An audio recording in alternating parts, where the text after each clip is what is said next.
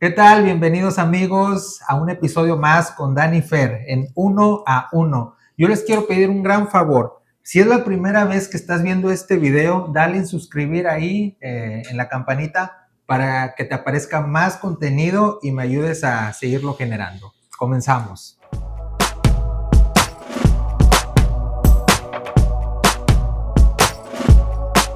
Y bueno, el día de hoy vamos a hablar de un tema muy diferente. Es un invitado nuevo sobre un tema nuevo que no había tenido. Pero antes de presentarlo, o bueno, lo presento de una vez y ahorita ya les voy diciendo. Está con nosotros el pastor Jesús Uresti. Pastor, ¿qué tal, gracias. Daniel? Muchas gracias por invitarme.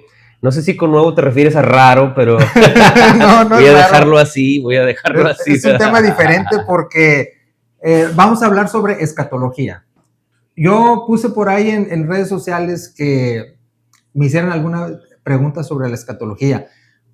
Hubo gente que sí me preguntó, me enviaron mensajes, pero había personas que me decían, ¿qué es la escatología?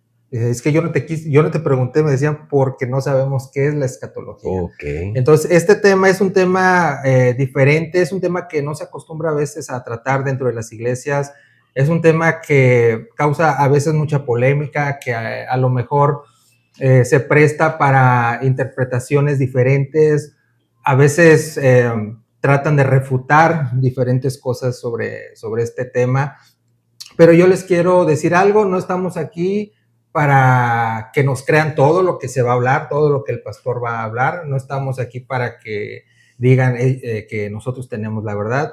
Ustedes tienen sus opiniones al final, cada uno ve de perspectiva diferente todo esto, y pues aquí la idea es aprender, conocer, y que muchos están interesados en este tema que a veces, insisto, no se toca, no se habla o está muy mal informado. Bueno, ya hablé yo mucho, pastor, pero ahorita tú vas a hablar más. Ahorita vas a hablar bastante. Pastor, antes de empezar, cuéntanos, ¿desde cuándo estás como pastor? Si tienes alguna otra actividad. Bueno, estoy en mi segundo pastorado. Yo empecé en el 2011 a pastorear la iglesia Monte Calvario con Asambleas de Dios. Crecí en Asambleas de Dios. Okay. Toda la doctrina que aprendimos fue ahí, el Instituto Bíblico Magdiel, el del 2001 al 2004. Magdiel, wow. Gradué de ahí. Mi maestra de escatología fue la hermana Meribá, se apellida Texon, Meribá García Texon. Y ella, pues fue mi inspiración, ¿no? Porque la hermana tenía sus mapas y todo el rollo. A mí me encantan esas cosas, ¿verdad? Yo soy muy gráfico. Sí. Y entonces la parte gráfica de lo que ella hacía me inspiró mucho a mí, ¿no? Y bueno, la materia la empecé a dar porque nadie la quería para empezar, ¿verdad? Como que a todo el mundo se le hacía difícil la materia. Y cuando empecé a darla, noté que había mucha gente que o no le gustaba, número uno, o no le sabía. Porque son dos cosas diferentes, ¿no? La cosa es que nadie quería aventarse el paquete de dar la materia. Nadie quería aventárselo porque, pues, obviamente son nombres, es historia, es teología, son posturas, es especulación, que es algo a lo que mucha gente no le gusta, ¿verdad? Porque yo digo, vamos a especular, y la gente dice, yo prefiero hablar de la Biblia. Pues vamos a especular de lo que la Biblia dice, ¿no? Porque hay muchas cosas que la Biblia dice y no tenemos una forma absoluta de interpretar, ¿no? Como lo dijiste tú, aquí hay posturas, en la escatología son posturas. Claro que hay una que yo considero más ortodoxa porque está más apegada al texto bíblico que otra, pero hay mucha gente que dice, no, son puras posturas. Entonces yo digo, no, si hay posturas correctas, si hay posturas que tú dices tiene más peso teológico, bíblico, arqueológico, científico, filosófico, psicológico, o sea, todo eso está mezclado en la Biblia y uno que has estudiado un poquito de eso, pues no puedes evitar verlo en la Biblia, ¿no? Por ejemplo, yo te puedo decir que Moisés tenía un temperamento melancólico y mucha gente no sabe los 4 temperamentos, ¿no? Hay gente que no lo ve. Nosotros lo estudiamos, lo vemos, estudiamos neurología. Hace poquito tuvimos un curso que lo llamamos neuroplasticidad, que es una cualidad del cerebro. En la Biblia se llama la renovación de la mente. Ya. Entonces, órale. Y ahora sí, ya suena cristiano, ¿verdad? Ya suena cristiano. Pero Nadie quería dar la materia, entonces me aventaron a mí y a mí me gustaba mucho, ¿verdad? Todo eso me gustaba desde que estaba en la escuela, entonces, pero desde que gradué de la escuela, desde el 2004 hasta el 2013, o sea, pasaron 9 años para que yo dijera, voy a enseñarlo, ¿no? Lo que a mí me gusta y que ya me sé, lo voy a enseñar. Y me di cuenta que no había mucha gente que supiera de eso. Ok. Entonces me encerraron en un cuadrito, escatología, introducción a la profecía, Daniel y Apocalipsis y escatología, que son 3 cosas muy diferentes. Ya. Que mucha gente dice, no, es lo mismo, vamos a hablar de profecía. No. A ver, si vamos a hablar del marco de la escatología, pues tenemos que hablar de dispensaciones. Y no es lo mismo que hablar de la teología de la dispensación. O sea, son muchas cositas que los nombres a veces hacen ruido. Hay gente que dice, es que tú eres de la teología de la dispensación. Y yo digo, me gusta cómo suenan los tiempos. Dispensación es tiempo. Entonces, para nosotros es bien importante como cristianos conocer los tiempos, ¿no? Ahorita hay muchas cosas moviéndose en el mapa geopolítico, ¿no? Tienes a Estados Unidos metiendo su cuchara en todos lados. Donald Trump es la sopa de todos los países, ¿no? Está en todos lados metido. Y la gente empieza a decir que Kushner es el anticristo porque acaba de firmar un tratado de paz entre los del Medio Oriente, los palestinos. Les hizo muy famoso esa noticia. Todo ese rollo, y la gente saca luego su publicación. ¿Será este el anticristo? De volada. Y nosotros, o sea, les falta estudiar escatología, ¿no? Nosotros que tenemos un poquito los ojos más abiertos decimos, no podemos dejarnos fascinar por lo que el mundo dice. Entonces a mí me decían, es que tú necesitas empezar a combinar lo que hablas de escatología con lo que está sucediendo en el mundo. Le digo yo, para despertar la curiosidad nada más, o para desacreditar lo que están diciendo los curiosos. Sí, para claro. Cualquiera de las dos, ¿verdad? Siempre vienen a mí. Y yo estoy escribiendo, desde que estoy dando clase, bromeamos con la idea de hacer un manual de sobrevivencia para la gran tribulación para los quedados. Entonces siempre les digo, hermano, si alguien se quiere quedar, busque mi manual de sobrevivencia, está en mi computadora, les voy a dejar un link para que lo puedan descargar en PDF, lo que ustedes quieran lo pueden imprimir, no hay problema con los derechos de autor. A ver, pastor, ya te estás adelantando a lo que te quiero preguntar. Espérate.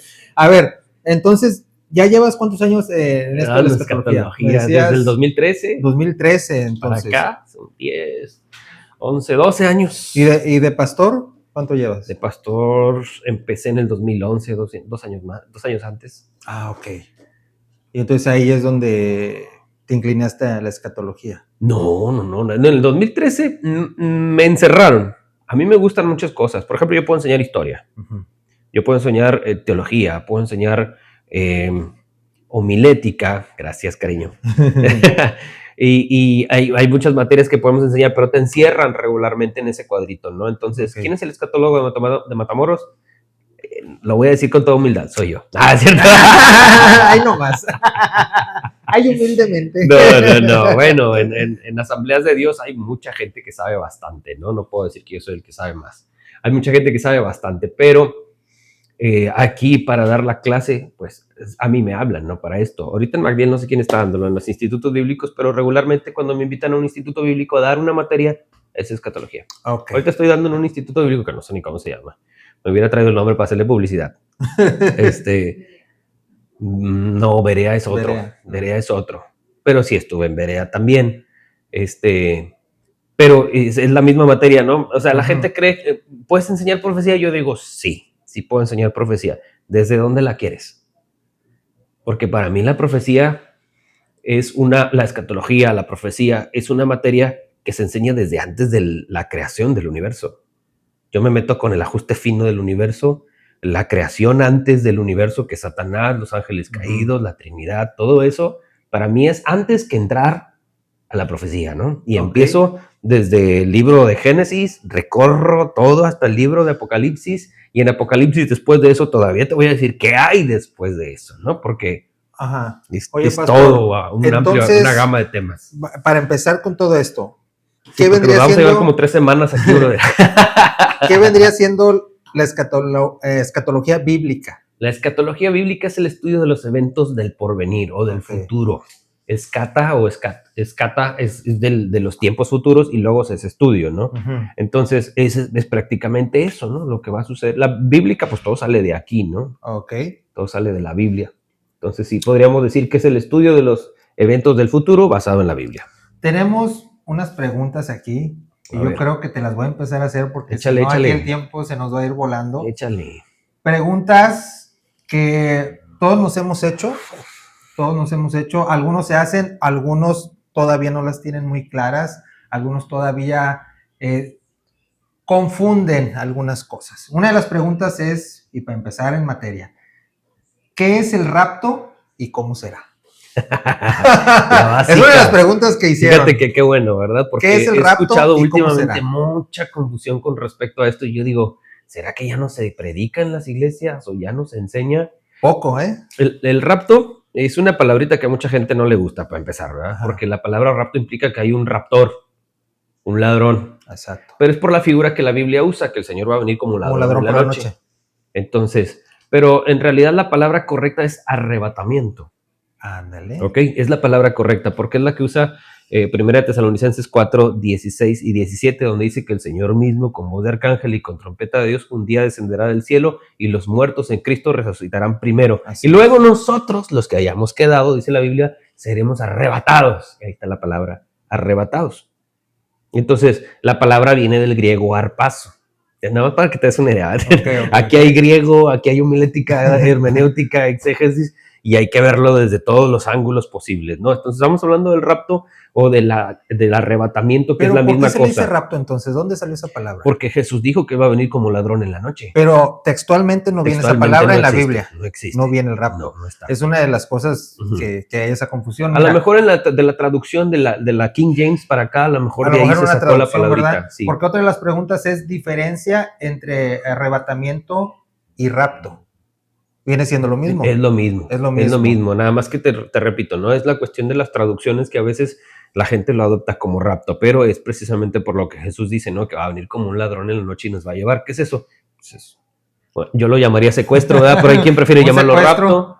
Entonces, pero es espiritual, así que me lleve, no le hace, no hay ningún problema. Dice aquí, diferencia entre arrebatamiento. Yo creo que era la segunda venida, porque es el otro asunto. Y la segunda venida de Cristo. Hay una diferencia de 7 años entre una cosa y otra. A ver, ¿cómo? Hay una diferencia, porque es el arrebatamiento, te lleva el Señor al cielo. Ajá. Y 7 años después, junto con Él, regresamos a la tierra a reinar sobre la tierra.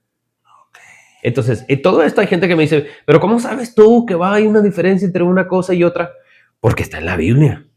Y está bien claro, un montón de veces en la Biblia se repite la historia de que hay esta diferencia de 7 años entre una cosa y la otra. Okay. Yo puedo empezar en el Antiguo Testamento, ¿verdad? Hay varias figuras del arrebatamiento, por ejemplo. ¿Para qué es el arrebatamiento? ¿Cuál es la idea del arrebatamiento? La idea del arrebatamiento es que la iglesia no pase por la gran tribulación. Esa es la idea básica del arrebatamiento o del rapto, ¿verdad? Okay. No vamos a pasar por la gran tribulación. Pero aquí hay 3 posturas. Hay gente que dice que sí vamos a pasar por la gran tribulación, pero a la mitad del Señor nos va a llevar. A eso les llaman medio tribulacionistas. Okay. Y hay otros que dicen que al final de la gran tribulación el Señor se va a llevar a la iglesia. Y digo, ¿ya para qué si es la segunda venida, no? Entonces, ¿para qué nos va a llevar? Entonces, no, para mí las otras dos no tienen sentido. La pretribulacionista es para mí la que tiene más sentido. Que el arrebatamiento sea antes de la gran tribulación. Okay. ¿Por qué? Porque Dios no quiere que la iglesia pase por la gran tribulación. Y te doy 2 ejemplos. Te voy a poner 2 ejemplos del Antiguo Testamento. El primero de ellos es la historia de Enoc. ¿Te acuerdas de Enoc? Claro que sí. La Biblia dice que caminó con Dios y se lo llevó el Señor. ¿Por qué? ¿Qué venía después de eso? De esa historia. Estamos hablando del libro de Enoc, Génesis capítulo 5, versículo 22 y 23. ¿De qué estamos hablando? Después de eso viene el diluvio. ¿Qué quería Dios con Enoc? Que no pasara por el diluvio. ¿Para qué Dios hizo el arca de Noé? Pues para que Noé se salvara y no entrara a esa tribulación que es el diluvio. Entonces ahí tengo ya 2 ejemplos, ¿verdad? Tengo a Enoc, que fue arrebatado, y tengo a Noé, que atravesó el diluvio, ¿verdad? Así es. Pero hay más historias que hablan de esto. Tengo la de Lot, es la que más me encanta. Me encanta hablar de Lot, porque Lot yo siento que es como una figura de nuestros días. ¿Dónde vivía Lot? En Sodoma y Gomorra. ¿Cómo era Sodoma y Gomorra? Pues tremendos. Tremendo. No estás diciéndolo completo. Sí. Sí, toda la gama.